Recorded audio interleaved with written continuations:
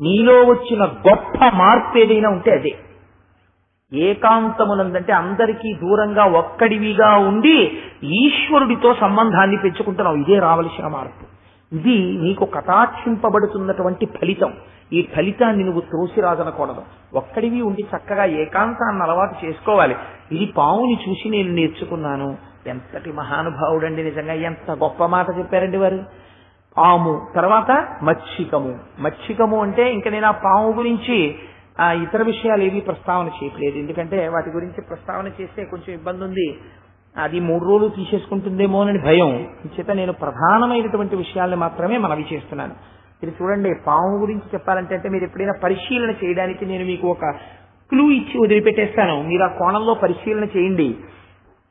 మన వైదికమైనటువంటి సంప్రదాయములకు సంబంధించిన దేవతలందరూ కూడా పావుని మెళ్ళో వేసుకోవడమో పొట్టకి చుట్టుకోవడమో ఏదో ఒకటి చేస్తారు. మీరు పరమశివుణ్ణి చూడండి, అన్ని పావులే. శ్రీ మహావిష్ణువుని చూడండి, పావు మీద పడుకుంటాడు. అసలు మీరు అందరికీ పావుతో సంబంధం ఉంటుంది. అసలు ఎందుకు అలా దేవతలందరూ పావుని ఆశ్రయించి ఉంటారు? ఆ పావుకి ఏమైనా ప్రత్యేకత ఉందా, లేకపోతే ఏమీ లేదా? మరి లేకపోతే ఎందుకు నాగ సంబంధమై ఉంటాయి? ఈ కోణంలో మీరు ఒకసారి పరిశీలన చేసుకోండి. చేసుకుంటే మీకు ఎన్ని కొత్త విషయాలు మీ ఆలోచనకు వస్తాయో, పావు మీ జీవితాన్ని ఎలా ఆదర్శవంతంగా మీ దృష్టికోణాన్ని మార్చగలదో మీకు అర్థమవుతుంది. నేను అదొకటే చెప్పి మీ పరిశీలనకు వదిలిపెట్టేశాను. కాబట్టి పాము తర్వాత మచ్చికము. మచ్చికము అంటే తేనెటీగ. తేనెటీగ మనకి ఒక గొప్ప రహస్యాన్ని నేర్పుతుంది. తేనెటీగ చూడండి, అన్ని పువ్వుల దగ్గరికి వెళ్ళి చుక్క చుక్క చుక్క చుక్క చుక్క చుక్క తేనె సంగ్రహిస్తుంది. సంగ్రహించేటప్పుడు దాని దగ్గర ఒక లక్షణం ఉంటుంది. బిజీ బీ అంటారు చాలా మందిని. వాడు తేనెటీగంత బిజీగా ఉంటాడండి అంటారు. అది ఎక్కడికి వెళ్ళినా ఏం తీసుకొస్తుందంటే ఇంకా ఏమీ పట్టరాదు. అది కేవలం మకరందాన్ని మాత్రమే పట్టుకొస్తుంది. నేనైతే ఒక కొత్త కోణంలో మనకు పనికొచ్చేటటువంటి కోణంలో ఒక మాట అంటాను. చాలా మందికి ఒక దురలవాటు ఉంటుంది. ముందు ఏది చూసినా దానికి ఉండేటటువంటి చెడు కోణాన్ని ఆవిష్కరిస్తారు. ఫలానాది నాకు నచ్చలేదండి. దాని బదులు నీ దృష్టికోణాన్ని కొంచెం మార్చుకునే ప్రయత్నం చేయి. ఈ విషయం నాకు పనికొచ్చిందండి, ఇందులో ఈ ఒకటి నన్ను బాగా ఆకర్షించి అందం నేర్చుకోండి. నేర్చుకుంటే మీకు ప్రతి దాంట్లోనూ ఏదో ఒక ప్రయోజనకరమైన విషయాన్ని ఎంచుకోవడం ప్రారంభమవుతుంది. అలా మీరు ఆలోచించడం, అలా మీరు మాట్లాడడం ప్రారంభిస్తే క్రమక్రమంగా మీ పక్కవారి విషయంలో కూడా వారి విషయంలో ఆ మినహాయింపు ఉందండి. ఆయన చాలా మంచివాడండి అంటారు, ఆవిడ చాలా మంచిదండి అంటారు. ఆ సభకి వెళ్ళడం వల్ల నాకు ఈ ప్రయోజనం కలిగిందండి అంటారు. మీరు ప్రయోజనాన్ని వెతుక్కునే రీతిలో ప్రవర్తిస్తే మీ జీవితం సుగమమవుతుంది. ఏదో నేర్చుకుంటుంటారు. వంక పెట్టడమే ప్రధానంగా జీవితాన్ని మలచుకుంటే వంకలు మిగిలి జీవితం వంకర టింకరే అవుతుంది. కాబట్టి తేనెటీగ చూడండి, ప్రతి పువ్వు దగ్గరికి వెడుతుంది. పువ్వుల దగ్గర నుంచి తీసుకొచ్చి చుక్క చుక్క చుక్క చుక్క తేనె తీస్తుంది. ఇది వ్యతిరిక్తమైనటువంటి కోణం. ఇది కూడా మీరు గమనించాలి. తేనెటీగ దాస్తుంది తీసుకెళ్లి. ఎక్కడ దాస్తుంది తేనెంతా? తేనెటీగ జీవితంలో ఒక ఆశ్చర్యకరమైన లక్షణం ఉంటుందండి. తేనెటీగ నశించిపోవడానికి నేనైతే ఒక కారణాన్ని చెప్తాను. తేనెటీగ జీవితంలో చాలా భయంకరమైన దోషం ఏమిటో తెలుసా అండి? మగ తేనెటీగకి తేనె తీయడము తెలియదు పువ్వుల్లోంచి. ఆడ తేనెటీగకి మాత్రమే తెలుసు. అది మగ తేనెటీగని ప్రయత్నపూర్వకంగా తెచ్చి గూట్లో పెడుతుంది. మగ తేనెటీగకి తేనె పోసి పోషిస్తుంది. మగ తేనెటీగ ఏం చేయాలో తెలుసా అండి? సభాముఖంగా నేను చెప్పాను, నన్ను మన్నించండి, నేను ఒక వేదాంతం చెప్పే ప్రయత్నం చేస్తున్నాను. మగ తేనెటీగ పని ఏమిటంటే కేవల ప్రత్యుత్పత్తి. ఆ ఆడ తేనెటీగ యందు బిడ్డల్ని కంటూ దానికి కొంతకాలం అయిపోయిన తర్వాత మగ తేనెటీగకి ఇంకా శక్తి క్షీణించిపోయింది అనుకోండి, ఇంకా తను బిడ్డల్ని కనగలిగినటువంటి స్థితిలో ఒక స్త్రీని తల్లిని చేయగలిగిన శక్తి పురుష తేనెటీగ యందు క్షీణించిపోతే ఇంకా ఇది పనికి రాదు అని తెలుసుకున్న ఉత్తర క్షణంలో ఆడ తేనెటీగలన్నీ కలిసి మగ తేనెటీగని కుట్టి చంపేసి గూట్లోంచి బయటపోయి పారేస్తాయి తప్ప ఒక చుక్క తేనె వాటికి పోసి బతికించవు. కాబట్టి తేనెటీగ విషయంలో చాలా జాగ్రత్తగా ఒక విషయం తెలుసుకో. కుటుంబమునందు అనుబంధముల విషయములో ప్రతి చిన్నదానికి ఆర్థిక ప్రయోజనములతో ముడిపట్టి మాట్లాడడం అనేటటువంటి కోణాన్ని నువ్వు మార్చుకో. నేనైతే అనుకుంటాను దత్తాత్రేయ స్వామి వారు తేనెటీగని గురువుగా స్వీకరించడం వెనకాతల బహుశా రాబోయేటటువంటి కలియుగాన్ని దృష్టిలో పెట్టుకుని వారి మాటనుంటారు. మీరు ఇవాళ చూడండి, ఏ పని చేసినా డబ్బుకి సంబంధించినటువంటి కోణంతోటే ఉంటుంది.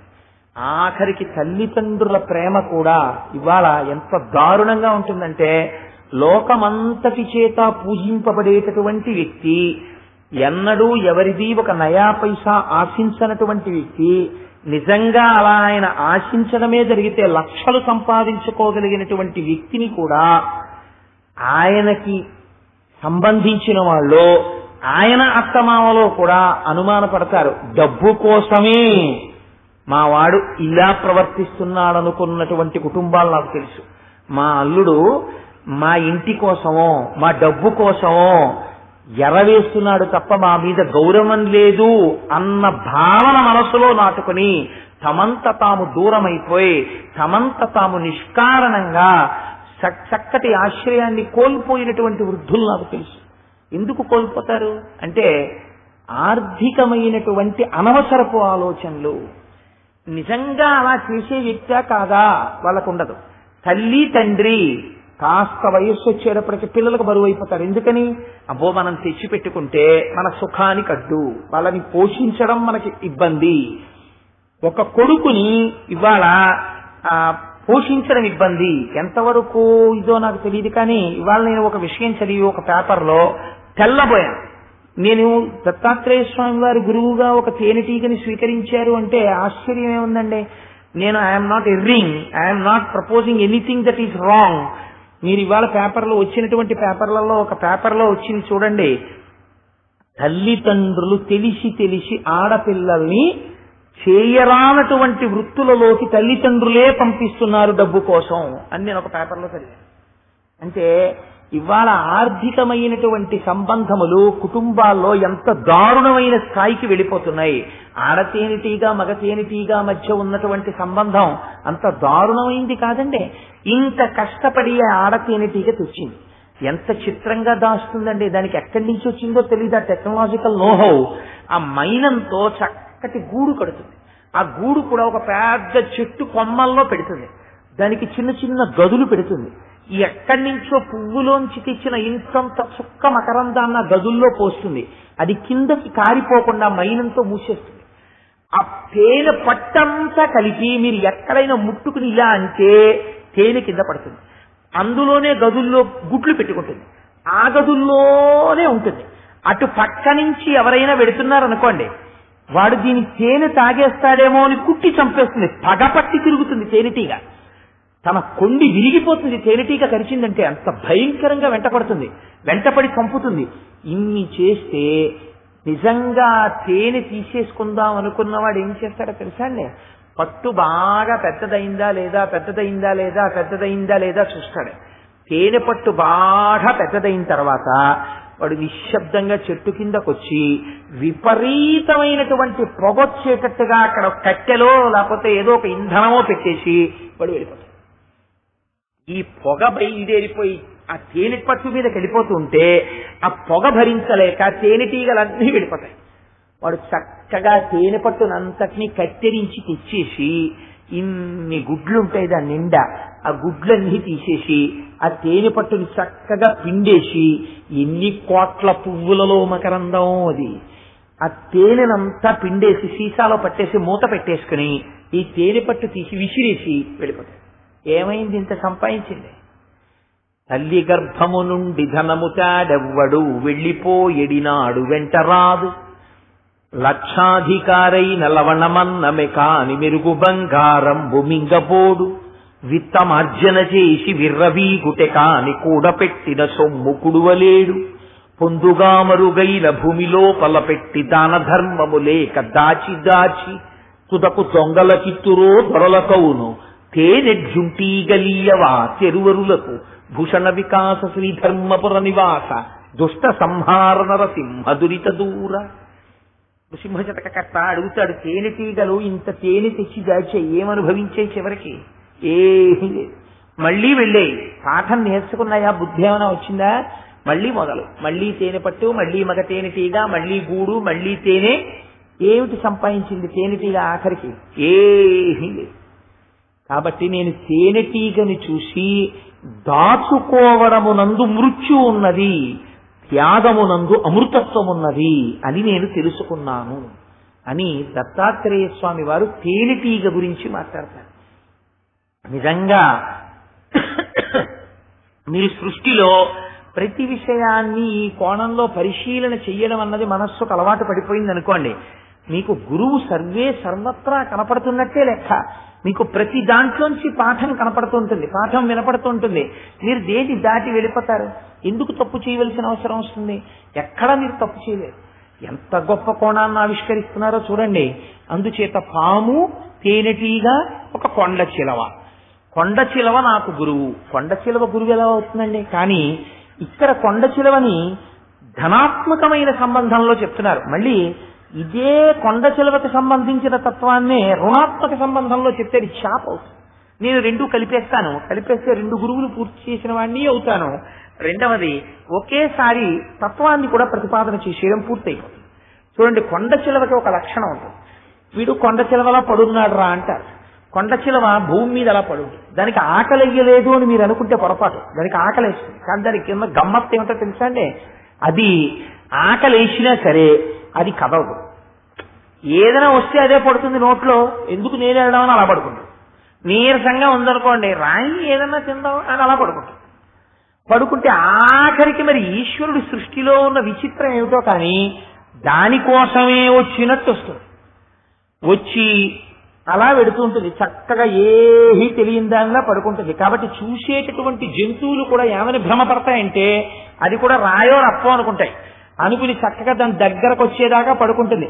అంత ఆకలి మీద ఉందని అటుగా ఏదో చిన్న దూడో లేకపోతే చిన్న కుందేలు పిల్ల వస్తుంది అనుకోండి, తినేద్దాం ఇలా ఏం నోరు విప్పేది, అలాగే పడుంటుంది.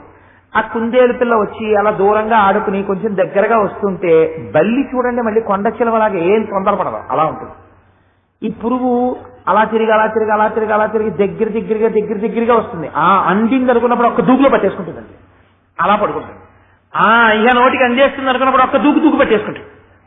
పట్టేసుకున్న కొండ చిలవకున్న గొప్పతనం ఏమిటో తెలుసా అండి? అది రుచి చూడదు. ఇది రుచిగా ఉందా లేదా, అబ్బా ఏ రోజు కుందేలు పిల్లలే వస్తున్నాయి, చూస్తున్నాను దిక్కుమాల కుందేలు పిల్ల, రోజులు పారేద్దాం, మేక వస్తే బాగుండని ఉమ్మదది. ఏది నోట్లో పడనివ్వండి అంతే.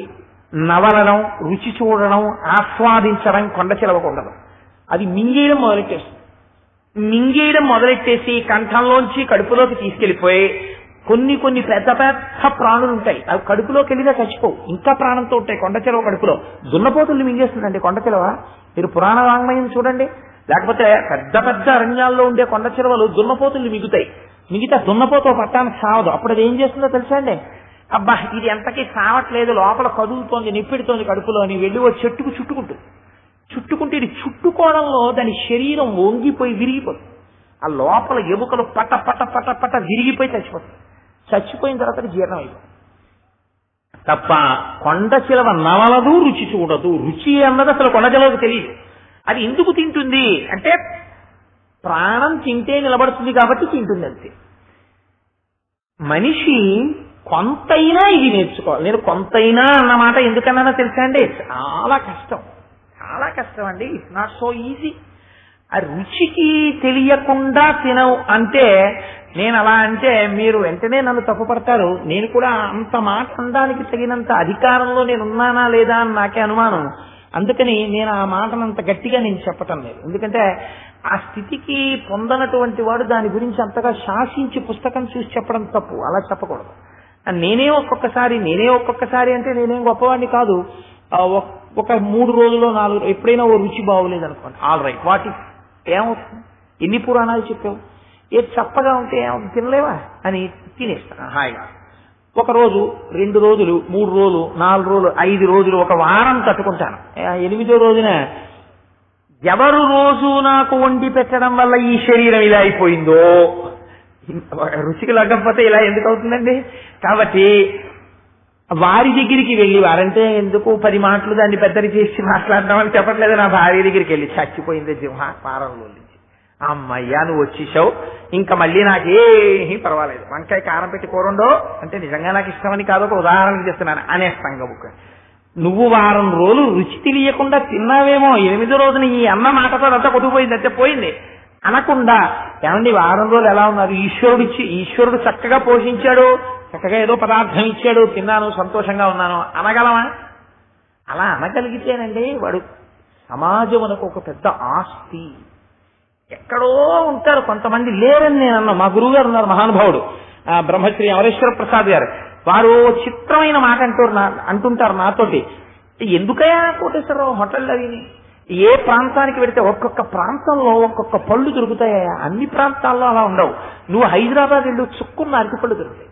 చక్కగా వెళ్ళి ఒక 4 అరటిపళ్ళు ఒలిచేసుకుని తినేసి ఒక గ్లాసులు పాలు తాగేస్తే సమానం భోజనమే చేయాలి ఏటో అంటారు. అంటే నేను నాగపూర్ వెళ్ళాను, కమలాఫలాలు చాలా బాగుంటాయి కోటేశ్వరరావు, 9 కమలాఫలాలు తినేశాను, ఇంకా భోజనం ఏంటి వెళ్ళిపోయాను. అలా 20 రోజులు తిరిగేసి వచ్చి అబ్బా అబ్బా ఈశ్వరుడు ఏమి ఇచ్చాడు అనుకుంటున్నావు, నాగపూర్లో కమలాలు తిన్నాను, సికింద్రాబాద్లో చుక్కరటి పళ్ళు తిన్నాను, ఈశ్వరుడు ఎక్కడికక్కడ ఏం అమర్చాడంటారు. అలా నన్ను అనమనండి, నేను మీల్స్ ఎక్కడ సప్లై చేస్తారండి అని నేను వెతుక్కుంటాను. అంటే నువ్వు అంత హీనమా అని అనుకోకండి, నేను ఒక సత్యం చెప్పాను. కాబట్టి ఆ రుచి తెలియకుండా ఆహారమును తీసుకుని బ్రతకడం అనేది నేను కొండ చిలువ దగ్గర నేర్చుకున్నాను. ఇది ఎంత గొప్ప విషయం అండి. నిజంగా జీవితంలో ఎప్పుడైనా కొద్దిగా ఉప్పు తక్కువైంది అనుకోండి, ఆ భార్య వడ్డించిందంట దానికి పెద్ద పెద్ద కేకలు వేసేసి, కంచాలు విసిరేసి, పెద్ద అల్లరి చేసేసి, ఆవిడ్ని అనరాని మాటలు అనేసి ఎంత మందిని చూస్తుంటామో తెల్లవారు లేస్తే. ఆఫ్టర్ ఆల్ కట్టుకున్నది, ఒక్కరోజు పప్పులో కొంచెం ఉప్పు తక్కువ వేసింది, heavens are not going to fall down, దానివల్ల ఏం ఊర్ధ్వలోకాలు కింద పడిపో, నువ్వు కొంచెం సర్దుకుంటే చాలు. ఈ భావన లోపించిపోతుంది. నాలుక దగ్గరికి వచ్చేటప్పటికి ఎంత వ్యగ్రత ఉంటుందో మనకి. కానీ అలా వ్యగ్రత లేకుండా దొరికిన పదార్థము చేత తృప్తిగా ఉండుట, అది నేను కొండ చిలువని చూసి నేర్చుకున్నాను. 2, కొండ చిలువకున్న గొప్పతనం ఏమిటో తెలుసా అండి? మిగిలినవన్నీ అటు ఇటు కదిలి ఎక్కడికెక్కడికో వెడుతుంటాయి. ఎందుకు పెడతాయి అంటే వాటికి ఒకటే సుఖం కోసం. ఏమిటి సుఖం? మంచిది ఏదైనా దొరికితే తిందాం, అదే సుఖం జంతువుకి. మనిషి కూడా అంతే, సుఖం కోసం తిరుగుతాడు, కానీ ఏమొస్తుంది? దుఃఖం వస్తుంది. జింక ఏం చేస్తుంది? ఇక్కడ కాదు అక్కడ బాగుంటుంది, అక్కడ కాదు ఇక్కడ బాగుంటుంది, గడ్డెలు ఎడుతుంది, ఆఖరికి ఏం చేస్తుంది? చింతపులు వచ్చి తినేస్తుంది. కొండ చిలువ ఏం చేస్తుంది? ఎక్కడికి వెళ్ళదు, దొరికితే దొరికింది సుఖం, దొరకంది దుఃఖం పడుతుంది. కాబట్టి సుఖ దుఃఖములను నువ్వు అన్వేషించకో. నువ్వు అన్వేషించడం మానేస్తే నీకు పాపపుణ్యాలే లేవు అసలు. ఇంకా ప్రత్యేక కార్యక్రమం ఏముంది? కర్మ ఎక్కడుంది? కాబట్టి కర్మ ఫలితమును తప్పించుకున్నటకు కొండ చిలువ నాకు ఉదాహరణ అయినది, గురువు అయినది. అయ్య బాబోయ్, ఏమి ప్రతిపాదన, ఏమి తర్కం అండి అసలు దత్తాత్రేయ స్వామి గారిది. కాబట్టి మీరు ఆ స్థాయిలో తీసుకోగలిగితే కొండ చిలువ అద్భుతం. ఇదే కొండ చిలువకి వ్యతిరేకం చేప. దిక్కుమాలిన చేపని చూడండి, ఈశ్వరుడు దానికి ఒక గొప్ప స్థితిని ఇచ్చాడు. ఏమిటో తెలుసండి? చేపకి అమ్మ స్తన్యమును తాగి పోషింపబడదు. చేప పిల్ల పుట్టాక ఆకలేస్తుందండి. ఆకలేస్తే అమ్మకి స్తన్యం ఇవ్వడం రాదు చేపకి. అందుకని ఈ పిల్లలన్నీ వెళ్ళి తల్లి చేప ఎదురుగుండా నిలబడతాయి. తల్లి చేప ఏం చేస్తుందంటే, మీరు ఎప్పుడైనా తల్లి చేప అక్వేరియంస్ లో చూడడం కాదండి, ఏటి ఒడ్డుకి వెళ్ళి కూర్చోవాలి. చిన్నతనంలో మా ఇంటి పక్కన తమ్మిలేరు ఉండేది, అక్కడికి వెళ్ళి కూర్చుంటే చూసేవాళ్ళం. ఇప్పుడు ఈ పురుగులు ఎలా వస్తున్నాయో అలా కొన్ని వేల ఇంతంత చేప పిల్లలు వస్తాయి.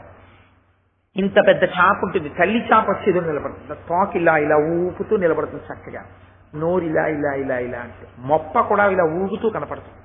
పడితే ఈ పిల్లలన్నీ తల్లి చేప వంక చూస్తాయి, ఆకలేస్తోంది. తల్లి చేప పిల్ల చేపలన్నింటి వంక ఆకలేస్తోందా నాన్న అని చూస్తుంది. అంతే, వాటి కడుపు నిండిపోతుంది.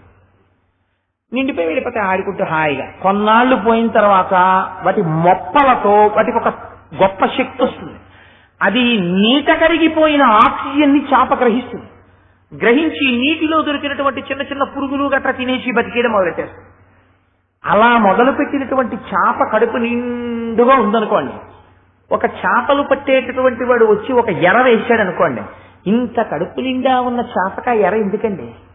ఇది ఏం చేస్తుందంటే, ఆ ఎరని తిందామని ఆ ఎర్రతో చేపని పట్టుకోవడం కూడా మా చిన్నతనంలో చూసేవాళ్ళం. వానపాములను అగ్గిపెట్టిలో పెట్టి పట్టుకొచ్చేవారు. పట్టుకొచ్చి అగ్గిపెట్టి తీసి వానపాము తీసి పడుకోబెట్టి బ్లేడ్తో ముక్కలు ముక్కలు ముక్కలు ముక్కలు కోసేస్తారు. కోసేసి ఒక పిన్ను ఇలా ఉంటుంది, దానికి ఎక్కిస్తారు. ఆ ముక్కని ఎక్కిస్తే అది వానపాములాగే కనపడుతుంది. లోపల ఉన్న పిన్ను కనపడదు, ఆ సూది కనపడదు. దీన్ని ఏం చేస్తారంటే దారం కట్టి దాని మీద పేకబెత్తం లాంటి ముక్కోటి కడతారు. మళ్ళీ దాని మీద తాడో కర్ర కడతారు. ఈ కర్రట్టుకుని చేపలు పట్టేవాడు ఒడ్డును కూర్చుంటాడు ఇలా నీళ్లలో వేసి. ఆ కింద పిన్నుకున్నటువంటి ఆ వానపాము ముక్కని ఎరని దిక్కుమాలిన చేప వచ్చి చూస్తుంది. దాని కడుపు నిండుగా ఉంది. కడుపు నిండుగా ఉన్నది, నా కడుపు నిండుగా ఉంది, ఎర ఉంటే నాకు ఎందుకని వెళ్ళిపోయింది అనుకోండి, దానికి పర్వాలేదు.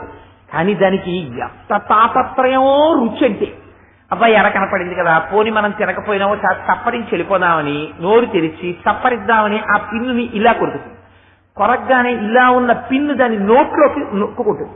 నొక్కుకోగానే గిలగిలగిల కొట్టుకుంటుంది. ఆ బరువుకి పైనున్న పేకం ముక్క ఇలా ఇలా కదులుతుంది. ఆ చేప కొరికిందని వాడు గుర్తుపడతాడు. గుర్తుపట్టి చక్కని ఇలా అంటే ఈ చేపతో సహా వచ్చేస్తుంది తాడు. వాడు ఒడ్డుకొచ్చే చేప నోట్లోంచి పిన్ను తీసి దాన్ని బొట్టలో వేసేస్తుంటాడు. అది కొట్టుకుని కొట్టుకుని కొట్టుకుని చచ్చిపోతుంది.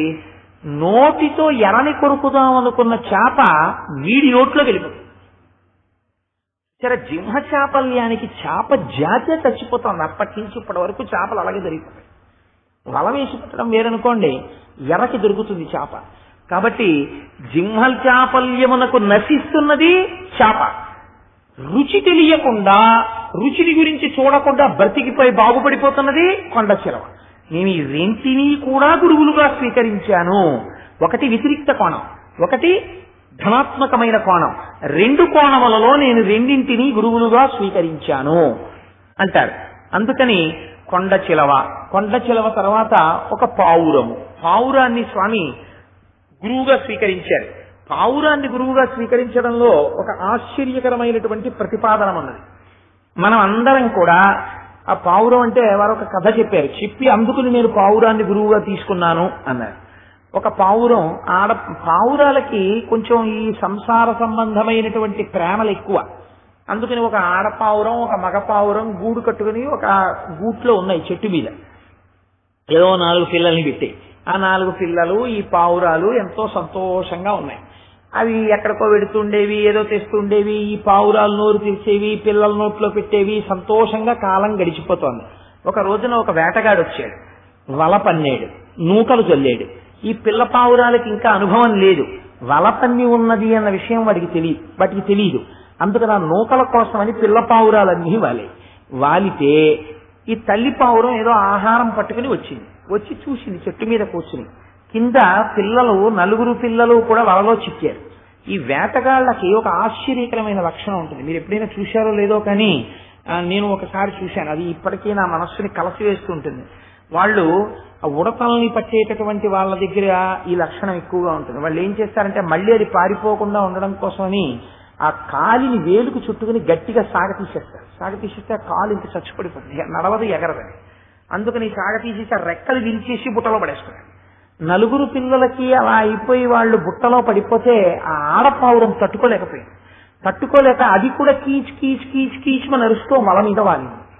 వల మీద వాలితే మగపావురం వచ్చి చూసి అయ్యయ్యో 4 పిల్లల్ని బుట్టలో వేసేసుకున్నాడు, నా భార్య అది కూడా ప్రేమతో వెళ్లి వాలి, అది కూడా చిక్కిపోయింది, దాన్ని కూడా రెక్కలు విరిచి బుట్టలో వేసేసుకుంటున్నాడని మగపావురం కూడా వాలింది. మగపావురాన్ని కూడా రెక్కలు విరిచేసి బుట్టలో పడేసుకున్నాడు. ఆఖరికి తీసుకెళ్లి 6 పావురాల్ని ఒడ్డుకు దించాడు. కాబట్టి సంసారమునందు ఒకరి మీద ఒకరికి పెరిగేటటువంటి ఈ వెర్రి వ్యామోహములు ఆఖరికి పతనానికి దారి తీస్తాయి అని నేను ఈ పావురములు చూసి, కపోతములు చూసి నేర్చుకున్నాను. అయితే మీరు నన్ను వెంటనే ఒక ప్రశ్న ఇయ్యొచ్చు, ఏమండి మరి మీరు సంసారంలో ఉన్నారు కదా, ఇలా కపోతంలా ఉండద్దు, అంత ప్రేమ పెట్టుకోవద్దు అంటే అది కుదిరేటటువంటి విషయమా అంత తేలిగ్గా? అది మరి మీరు పాఠం ఇప్పుడు ఉపన్యాసంలో చెప్పేసినంత తేలిగ్గా ఉంటుందా అండి అని ఒక ప్రశ్న ఇచ్చు. కానీ నేను మీకు ఒక విషయాన్ని మనవి చేస్తాను, వినండి. మిగిలినటువంటి ఏ ధర్మమునందు, మిగిలినటువంటి ఏ మతమునందు లేనటువంటి ఒక గొప్ప సంప్రదాయాన్ని వైదికమైనటువంటి ధర్మమునందు పాటిస్తారు. వివాహము చెయ్యడం అనేది దేని కొరకో తెలుసా అండి? పురుషార్థములు అంటారు. కామం అనేటటువంటిది శరీరము పెరగడంతో పాటే లోపల అది పెరుగుతుంది. ఈ పెరిగినటువంటి కామము తీరడానికి ఆలంబనము దొరకకపోతే ఆ కామము అధర్మబద్ధమైన రూపములో వెళ్ళిపోతుంది. కాబట్టి ఇప్పుడు ఈ కామమును ధర్మబద్ధం చెయ్యాలి. కామమును ధర్మబద్ధం చేస్తే సంతానము ధర్మబద్ధమవుతుంది. అందుకని ధర్మబద్ధమైన కామము మనుష్యుడికి లేకపోతే ఇంకా అది పశువు కన్నా నీచమైన జన్మ అయిపోతుంది. కాబట్టి ఒక పురుషుణ్ణి ఒక స్త్రీని ధర్మబద్ధమైనటువంటి కామము ధర్మబద్ధమైన అర్థము వీటి చేత తరించడం కోసమని వివాహ బంధంతో కలుపుతారు. కలిపేటప్పుడు మీరు చూడండి, ఏం పెళ్లి చేసేయకూడదా? చెయ్యరు. మీరు గమ్మత్తు గమనించండి. వివాహం చేసేటప్పుడు ముందు పురుషుడికి స్నాతకం చేస్తారు కూర్చోబెట్టి. స్నాతకం చేసి గురువు గారు వస్తారు. గురువు గారు వచ్చి కొన్ని మాటలు చెప్తారు. నాన్న, నువ్వు గృహస్థాశ్రమంలోకి వెడుతున్నావు, నువ్వు ఇన్నాళ్ళు బ్రహ్మచారివి కాబట్టి నీకు ఆకలేస్తే నువ్వు ఒకళ్ళ ముందుకెళ్ళి ఇంటి ముందుకెళ్ళి భవతి భిక్షాందేహి అన్నావు. కానీ ఇప్పుడు అలా నువ్వు అనడం కాదు, నీ ఇంటి ముందుకు వచ్చి అంటారు భవతి భిక్షాందేహి అంటారు. అన్నప్పుడు నువ్వు శ్రద్ధయా దేయం, ఇచ్చేటప్పుడు ఎవ్వరికైనా సరే పరమశ్రద్ధతో తీసుకోండి, మీరు తినండి అని ఇయ్యి. ఇచ్చేటటువంటి పదార్థాన్ని చేతుల్లో వేసే సాంప్రదాయాన్ని తగ్గించుకో. ఎప్పుడైనా సరే ఇచ్చేటప్పుడు ఒకటి గుర్తు పెట్టుకో, చక్కగా ఒక ఆకులో కాని ఒక పళ్ళెంలో కాని పట్టుకుని వెళ్లి ఇవ్వడం అన్నది నేర్చుకో. అందుకే మన వాళ్ళు తాంబూలం అంటారు. 2 పళ్ళు పెట్టి ఇవ్వలసి వస్తే ఉట్టినే పట్టుకెళ్ళి 2 పళ్ళిలా ఇవ్వకూడదు, ఒక పండు అసలు ఇవ్వకూడదు. సరే 2 పళ్ళిలా ఇస్తారు, ఆ 2 పళ్ళు కూడా అలా ఇవ్వకూడదు, ఒక ఆకులో పెట్టి ఇవ్వాలి. అది శ్రద్ధయా దేయం, శ్రద్ధతో ఇచ్చినట్టు. అశ్రద్ధయా విధేయం, అశ్రద్ధతో నేను ఇస్తున్నాను అవతలవాడు గుచ్చుకుంటున్నాడని ఇలా ఇవ్వడం విసరడం ఎప్పుడూ చెయ్యకు. ఇచ్చేటప్పుడు నా అదృష్టం కొద్దీ ఇవ్వగలుగుతున్నాను, నారాయణుడు స్వీకరిస్తున్నాడని ఇయ్యి. శ్రద్ధాన్న ప్రమదితవ్యం, ఎప్పుడూ కూడా వేదం విషయంలో జాగ్రత్తగా ఉండు. కుశలాన్న ప్రమదితవ్యం, భూత్యేన ప్రమదితవ్యం. నీ యొక్క అభ్యున్నతి ఎందు నువ్వు పరాకు పడకో. నో ఇతరాణి, ఇతరమైన మార్గములు లేవు, వీటిని గుర్తుపెట్టుకో. మాతృదేవో భవ, పితృదేవో భవ, ఆచార్య దేవో భవ, అతిథి దేవో భవ. ఇన్ని నేర్పి గృహస్థాశ్రమంలో పెడతారు. పెట్టేటప్పుడు పిల్లని కూడా తీసుకొచ్చి మిమ్మల్ని గభాల పక్కన కూర్చోబెట్టేసి మీ ఇద్దరు సంసారం చేయండి అందరూ. వివాహం చేసేటప్పుడు ఆడపిల్లని తీసుకొచ్చి ఎదురుగా కూర్చోపెడతారు. ముందు మధ్యలో తెర పడతారు. తెర పట్టి సుముహూర్తం వేళకి జీలకర్ర బెల్లం పెట్టి అప్పుడు కూడా పక్క పక్కన కూర్చోడానికి వీల్లేదు. తెర తీసేసిన తర్వాత జీలకర్ర బెల్లం పెట్టిన సుముహూర్తంలో మాత్రమే ఆడపిల్ల మగపిల్లవాడు ఒకళ్ళ కళ్ళల్లోకి ఒకళ్ళు చూసుకుంటారు. చూసుకున్న తరువాత అప్పుడు మంగళసూత్రం కడతారు. మంగళసూత్రం కట్టేటప్పుడు ఈ సూత్రము ఎంతకాలము నీ మెడ ఎందున్నదో అంతకాలము నేను బ్రతికి ఉన్నానని గుర్తు అంటాడు. అన్న తర్వాత తలంబ్రాలు పోసుకుంటారు. తలంబ్రాలు పోసుకునేటప్పుడు కొన్ని మంత్రాలు చెప్తారు. ఈమె యందు నేను సత్సంతానమును కనిదనుగాక అని పురుషుడు అడుగుతాడు. నీవు సకల కాలముల యందు ఐశ్వర్యముతో ఉందువుగాక అని ఆవిడ పోస్తుంది. తలంబ్రాలు పోసే ముందు వెర్రి వేషాలు వేస్తే ఉన్న ఐశ్వర్యం ఎగిరిపోతుంది. పిచ్చ వేషాలు వేయకూడదు. మంత్రాలు చెప్తున్నప్పుడు దేవతలు వచ్చి నిలబడతారు. శబ్దశక్తికి నిలబడినప్పుడు ఆ దేవతల అనుగ్రహాన్ని అపేక్షిస్తూ పోసుకోవాలి తలంబ్రాలు పోసేటప్పుడు. అంతేకాని తలంబ్రాలు పోస్తుంటే మంత్రం ఒకటి జరుగుతుంటే నువ్వు ఇక్కడ వెర్రి వేషాలు వేసి పళ్ళాలెత్తి పోసేసుకోవడాలు, అదేదో కబాడీ ఆట ఆడినట్టు ఆడితే దేవతలు అసహించుకుని వెళ్ళిపోతారు. వ్యతిరిక్త ఫలితాలు వస్తాయి. కాబట్టి తర్వాత అప్పుడు తలంబ్రాల్లో ఒక గొప్ప మంత్రం ఉందండి. ఎంత ఆశ్చర్యకరంగా అడుగుతాడో తెలుసా పురుషుడు. ఒక మాట చెప్తాడు, నీ యందు నేను 10 మంది కుమారులను కనిదనుగాక, నేను నీకు 11వ కుమారుడను అగుదునుగాక. ఎంత గొప్ప మాట చూడండి అది నిజంగా. అందుకే మనకి శాస్త్రంలో ఒక మాట ఉంది, ఏమిటో తెలుసా అండి? బాలార్క ప్రేత ధూమశ్చ, ఉదయించేటటువంటి సూర్యుడి కింద తిరగకూడదు ఎక్కువసేపు. ప్రేత ధూమశ్చ, శవం కాలుతున్నటువంటి పొగని వాసన చూడకూడదు. బాలార్క ప్రేత ధూమశ్చ, వృద్ధ స్త్రీ పల్వలోదకం, తనకన్నా పెద్దదైనటువంటి స్త్రీని వివాహం చేసుకోకూడదు. పల్వలోదకం, ఆకులు పడినటువంటి నీళ్లు తాగకూడదు. రాత్రౌ దధ్యాన్న భుక్తిశ్చ, రాత్రి చీకటి పడిపోయిన తర్వాత పెరుగుతో కలుపుకున్న అన్నాన్ని తినకూడదు. ఈ 3 ఎవరు చేస్తున్నారో, ఈ పై పనులు చేస్తున్న వాళ్ళకి ఆయుక్షీణం దినే దినే, వాళ్ళకి ఆయువు ఐశ్వర్యము భాగ్యము క్షీణించిపోతాయి. దానికి వ్యతిరేకమైన పనులు చేసిన వాళ్ళకి వృద్ధిలోకి వస్తాయి. అందుకే తనకన్నా చిన్నదాన్ని పెళ్లి చేసుకుంటాడు. ఎందుకో తెలుసా అండి? దేవతలు ఎదురుకుండా ఓ మాట చెప్తున్నాడు. ఏమని? నేను నీకు 11వ కుమారుణ్ణవుతానని చెప్తాడు. ఎందుకు చెప్తాడో తెలుసా అండి 11వ కుమారుడిని? ఒంట్లో ఓపికొన్నంత కాలం ఇద్దరూ కలిసి తిరిగారు, సంతోషంగా గడిచిపోయింది, పిల్లలు పెద్దవాళ్ళు అయిపోయారు. ఇప్పుడు ఈయన పెద్దవాడు అయిపోయిన తర్వాత ఈయన కాలు తీసి కాలు వేస్తే చావస్తాం, ఈయన చెయ్యి కదిపితే చావస్తాం, ఈయన పుస్తకం చదువుకుంటే చావస్తాం, ఈయన మాట్లాడితే అబ్బా నాన్నగారండి విసిగించేయకండి అంటారు. ఇన్ని మాటలు అందరూ అంటుంటే తన పని తాను చేసుకోలేక 10 మందికి పెట్టడం తప్పింకోటి తెలియనటువంటి పురుషుడు బుద్ధి యందు పరాకు పడ్డం వచ్చేస్తుంది, జ్ఞాపక శక్తి క్షీణించిపోతుంది, తినలేడు, జిహ్వచాపల్యం వస్తుంది. ఇన్ని వస్తే ఆనాడు తన కొడుకుని ఎలా కాపాడి పెంచి పెద్ద చేసిందో, వాడికి కావలసింది పెట్టి వాడి తినకూడనిది తినకుండా ఎలా నచ్చ చెప్పి పిల్లల్ని పెంచి పెద్ద చేసిందో, అలా ఆనాడు నన్ను కూడా వృద్ధాప్యంలో 11వ కొడుకుగా నువ్వు నన్ను చూస్తావు, నేను నీకు 11వ కొడుకు నగుదునుగాక అని అడుగుతాడు పురుషుడు. భారతీయ సంప్రదాయంలో స్త్రీ పురుషుల కలయిక అంటే ఎంత అద్భుతంగా తీసుకొచ్చారో చూడండి, అంత గొప్ప సంబంధం అది. అలా అడిగిన తరువాత 7 మంత్రాలు చెప్పి 7 అడుగులు వేస్తారు. 7 అడుగులు వేస్తున్నప్పుడు నీకు అన్న సమృద్ధి కలుగుగాక, ఒక్కొక్క అడుక్కి ఒక్కొక్క మంత్రం చెప్తారు.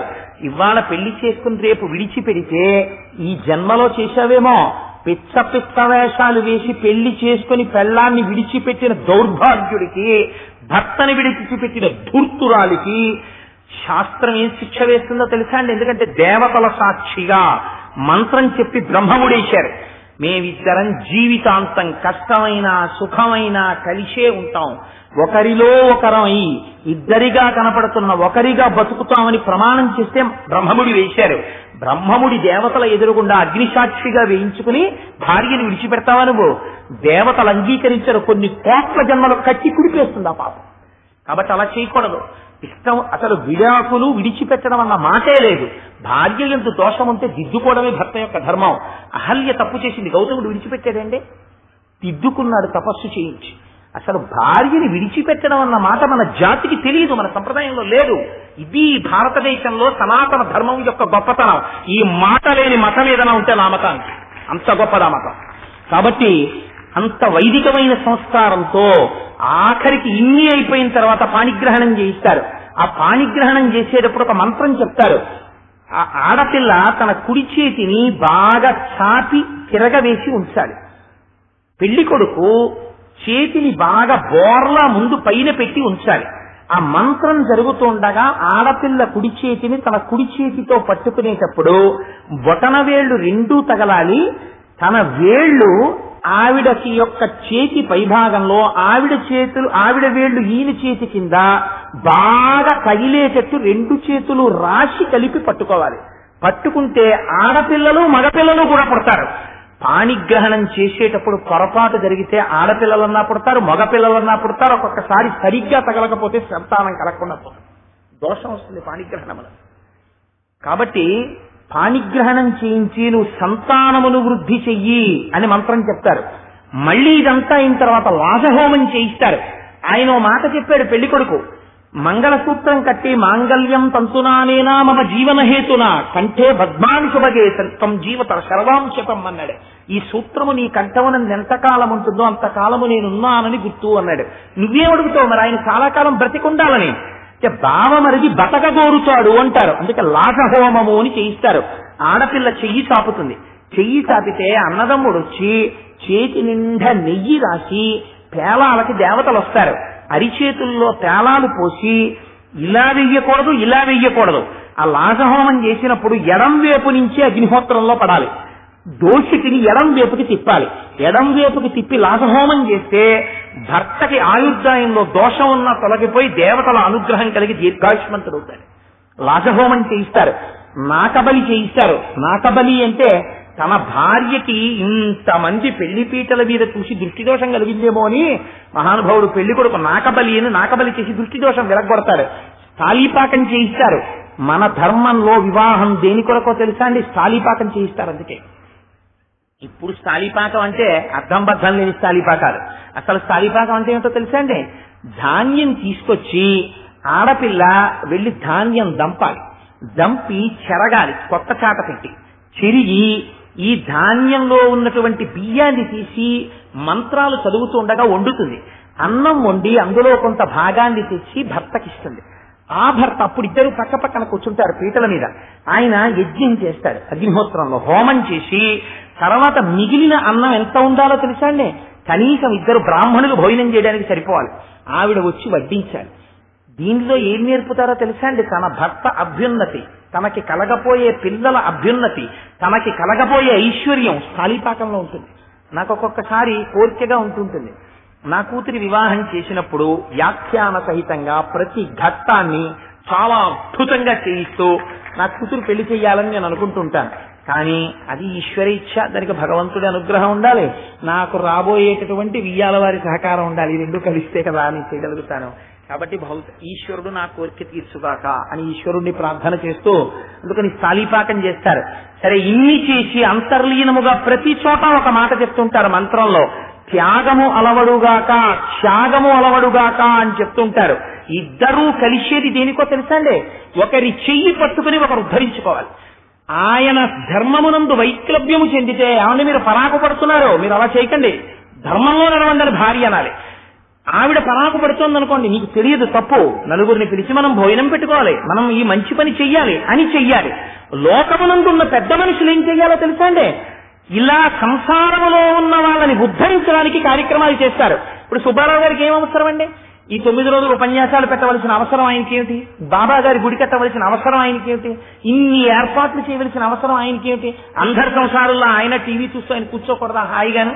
ఒక్క పురుషుడి యందు భగవంతుడు ప్రేరేపించి ఇంత కార్యక్రమం చేయకపోతే ఎలా జరుగుతుంది? రేపు సీతారామ కళ్యాణం చెయ్యాలి, ఆయన ఎంత తాపత్రయపడిపోతున్నారో తెలుసా అండి?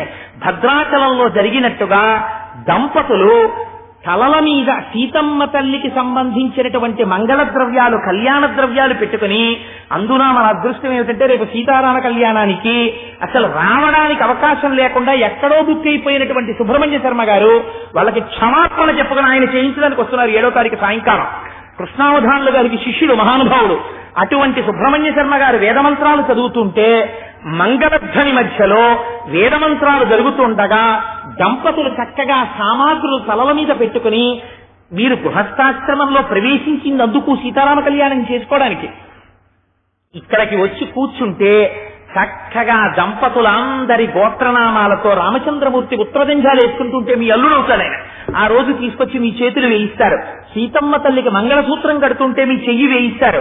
వాళ్ళు తలంబ్రాలు పోసుకుంటే మీ చెయ్యి వేయిస్తారు. మీ ఇంట్లో ఉన్న దోషములు విరిగిపోవడానికి తలంబ్రాలు పోసిన ముత్యాలు బహూకరిస్తున్నారు ఆ దంపతులకి. శేషవస్త్రాలు, సీతమ్మ తల్లి కట్టుకున్నటువంటి శేషవస్త్రం చీరలు ఇస్తున్నారు. రామచంద్రమూర్తి ఉత్తరీయం వేసుకుంటారు, భార్య బతికుందని గుర్తు ఉత్తరీయం వేసుకుంటే, అందుకనే ఉత్తరీయం బహూకరిస్తున్నారు.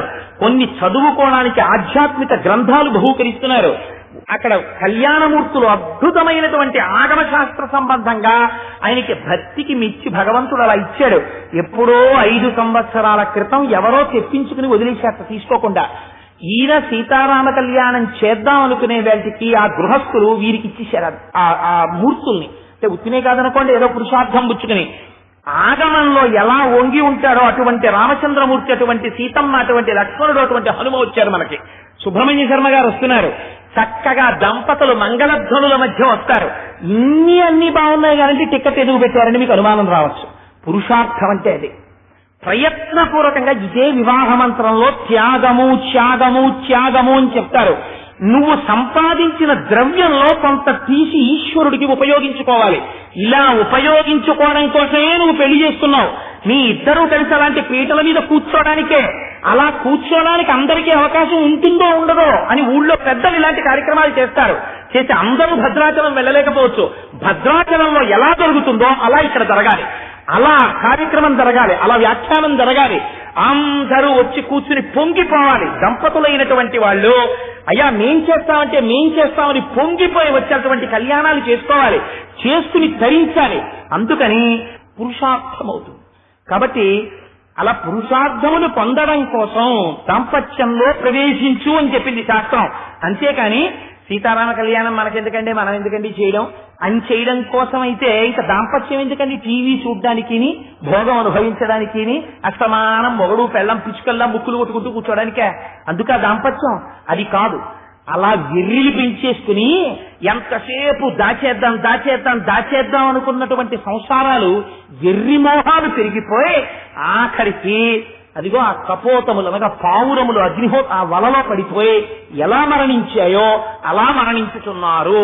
సంసారమునందు ఎందుకు ప్రవేశించాడో మర్చిపోయాడు, అసలు ఎందుకు వివాహం చేసుకున్నాడో మర్చిపోయాడు, అప్పుడు ఏ మంత్రం చెప్పాడో మర్చిపోయాడు, ఏ ధర్మం కోసం వచ్చాడో మర్చిపోయాడు, తన భార్య చెయ్యి దేనికి పట్టుకున్నాడో మర్చిపోయాడు. ఆవిడ ఈయన్ని ఉద్ధరించుకోవడం లేదు, ఈయన ఆవిడ్ని ఉద్ధరించుకోవడం లేదు. అన్ని తీసుకెళ్ళడం దాచుకో దాచుకో దాచుకో దాచుకో. ఎంత దాచేస్తావు? దాచేసి ఏం చేస్తావు? ఈశ్వరుడి యొక్క అనుగ్రహాన్ని ఎందు ప్రసరించిందా? కోట్ల వలన లేని రక్షణ ఈశ్వరుడి వలన వస్తుంది. పోతన గారు అంటారు భాగవతంలో, రక్షణము లేక సాధుడు రక్షితుడకు సమత చేసి రాయుడులందున్, రక్షణను వేయి కలిగిన శిక్షితుడకు కలుడు పాపచిత్తుండగుటన్. ఎంత రక్షణ ఉన్నా పాపమున్నవాడు మరణిస్తాడు. ఏ రక్షణ లేకపోయినా కేవలము పుణ్యము చేసిన వాడు బ్రతికిపోతాడు. ఒకనాడు నువ్వు చేసిన సీతారామ కళ్యాణాన్ని ఈశ్వరుడు చూస్తాడు. రేపటి రోజున నిన్ను అనుగ్రహించవలసి వస్తే, రేపటి రోజున నీకేదో గొప్ప ఫలితాన్ని ఇవ్వాలి. ఏ పుణ్యం చూసి ఇవ్వాలి? నువ్వు చేసిన పుణ్యం ఏదుందో చూస్తాడు. అయ్యా నేను భద్రాచలం వెళ్ళలేను, ఆ ఎండలో కూర్చోలేను, నేను అక్కడికి వెళ్లి టికెట్ తీసుకోలేను, అక్కడ కళ్యాణం నేను కూర్చోలేను. ఆల్ రైట్, నీ ఊళ్ళో జరుగుతున్నటువంటి కళ్యాణానికి నువ్వు వెళ్ళావా? నీ ఊళ్ళో జరుగుతున్న కళ్యాణం నువ్వు చూశావా? అక్కడ ఒక్క నమస్కారం నువ్వు చేశావా? ఇది ఈశ్వరుడు చూస్తాడు. నీకు కళ్ళిచ్చి ఏం చేశావు, నీకు చెవిలిస్తే ఏం చేశావు, నీకు ఏమని నేను ఇవ్వను, నీకు మళ్ళీ ఫలితం కావాలి ఫలితం కావాలి ఫలితం కావాలి, నాకు ఆ సమస్య తీరిపోవాలి ఈ కష్టం తీరిపోవాలంటే నువ్వు పురుషార్థం పెట్టిందేది నా కొరకని నువ్వు తాపత్రయపడ్డట్టు ఒక సాక్ష్యం ఏది? నేను ఎందుకు చెయ్యాలి నీకోసం? చేయడానికి పుణ్యం ఏది? చూపించి ఆ పుణ్యాన్ని అడ్డుపెట్టి చేస్తా. ఇంత పుణ్యం చూపించు, అంత కోరిక తీరుస్తానని అడుగుతాడు ఈశ్వరుడు. ఏది పురుషార్థం? పురుషార్థం అంటే శ్రద్ధ. అదే సాయిబాబా గారు శ్రద్ధ సాబూరి అంటుంటారు. ఓర్పు శ్రద్ధ ఇది ఎక్కడుంది? ఇది చూపించడానికే. ఆ శ్రద్ధ లేకుండా కేవలం సంసారం అనేది వ్యామోహానికి ఆలవాలమైపోయింది అనుకోండి. ఎంతసేపు మావిడని విర్రెక్కిపోయి ఈయన, మా ఆయనని విర్రెక్కిపోయి ఆవిడ, ఇద్దరు కలిసి విర్రెక్కిపోయి పిల్లలు. ఇంకా ఎంతసేపు సంస్కృతి ఇవాళ ఎంత దారుణంగా వచ్చేసిందంటే, ఏ ఇంట్లోకైనా మీరు ఇల్లు అడగండి, మాస్టర్ బెడ్రూమ్, చిల్డ్రన్ బెడ్రూమ్. తల్లిగారు తండ్రి గారి పక్కన కొడుకు పడుకోడు, తల్లి పక్కన కూతురు పడుకోదు. ఆఖరికి రైల్లో upper birth, lower birth, middle birth లాగా ఓ గది చిన్నదైతే 3 బెర్తలు కట్టేసి పిల్లలు వాటి మీద పడుకుంటారు. 60 ఏళ్ళు వచ్చినా 70 ఏళ్ళు వచ్చినా వీళ్ళిద్దరికీ బెడ్రూమా? పిల్లలు బయట పడుకోవడమా? ఏమిటి ఈ దుష్ట సాంప్రదాయం? ఐశ్వర్యములకెల్లా ఐశ్వర్యమేది అంటే మహాభారతంలో విదురుడు ఏం చెప్పాడో తెలుసా అండి? కుమారుడితో కలిసి పడుకొనుట. తండ్రికి కొడుకుతో కలిసి పడుకోవడం ఎంత ఐశ్వర్యమో. ఇవాళ ఏదే సంప్రదాయం ఎక్కడికి పోయిందా? సంస్కృతి నశించిపోయింది. మనకి ఇవాళ మన వేదం ఏం చెప్పిందో, మన ఋషులు ఏం చెప్పారో మనకు అక్కర్లేదు. వ్యతిరేకమైనటువంటి మాటలన్నీ ఏముంటాయో, పనికి మాలిన మాటలు ఏముంటాయో, ఏవి మనల్ని పాడు చేస్తాయో అవన్నీ మనకి చాలా శ్రద్ధ. వాటి వేపోతాం. ఎక్కడి నుంచి వస్తుంది రక్షణ రమ్మంటే? కాబట్టి వ్యామోహం పెంచుకున్నవాడు ఏమైపోతాడు? అంతా కలిసి ఆఖరికి అదిగో పావురములు ఎలా పోయాయో అలా పోతున్నాడు తప్ప వాడు తన జన్మని తాను ధరించుకోలేడు.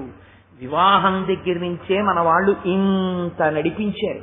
దేనికోసం చూడండి, ఇప్పుడు ఒక దంపతుల్ని చూస్తే, అందుకే మన వాళ్ళు ఒక మాట అంటారు, నా భార్య సమేతస్య అంటూ పూజ చేస్తున్నాడు అనుకోండి, ధర్మపత్ని సమేతస్య అంటాడు. ధర్మం చేసి మంచి నడువడితో మేము ఒకరినొకరు, అబ్బో 8:30 ఇవాళ ఉండిపోయాను, ఒకరినొకరం ఉద్ధరించుకోవాలి అని చెప్పి ప్రవేశిస్తాం గృహస్థాశ్రమంలో. కాబట్టి అటువంటి గృహస్థాశ్రమము ధరించడానికి తప్ప నశించడానికి కాదు అని ఆ కపోత ఆఖ్యానము చేత మహానుభావుడు స్వామి తాను గురువుగా స్వీకరించినట్లు చెప్తూ మనందరినీ ధరించమని మనకు పరోక్షంగా ఒక పాఠాన్ని నేర్పిన వారైనారు. కాబట్టి రేపటి రోజునైనా నన్ను దత్తాత్రేయ స్వామి వారు అనుగ్రహించి 24 మంది గురువులు నా చేత పూర్తి చేయిస్తే స్వామి నేను ఎంతో సంతోషిస్తాను. ఆఖరికి నా పరిస్థితి ఎలా తయారైందంటే, అనన్య చింతయంతో మా ఏజనా పర్యువాసతే, స్వామి నాకు నీవు తప్ప గతి లేదు, నువ్వే ఈ 24 మంది గురువుల్ని పూర్తి చేయించు. ఎందుకనంటే రోజు సంకల్పం చేసుకోవడం, ఇక్కడికి వచ్చి ఇంకా తొందర ఇంకా అలా చెప్పేస్తే ఇంకా నువ్వు చెప్పడం ఎందుకురా అనిపించడం, అక్కడికి మనసు సంపుకుని కొన్ని తగ్గించినా నేను వెళ్ళలేకపోతున్నాను. కుంజరయూధంబు దోమ కుత్తుక జొచ్చెన్. 9 రోజుల్లో శ్రీగురి చరిత్ర చెప్పడం వల్ల సాహసం చేస్తే ఇలా ఉంటుంది అని నాకు ఇప్పుడు అర్థమైంది. కరచరణ కృతం వా కర్మ వాక్కాజిజం వా శ్రవణనైనజం వా మానసం వాపరాధం విహితం వా సర్వమేత్తక్షమస్వ శివ శివ కరుణాబ్ధే శ్రీ మహాదేవ శంభో. సర్వం శ్రీ ఉమామహేశ్వర వరబ్రహ్మార్పణమస్తు. స్వస్తి.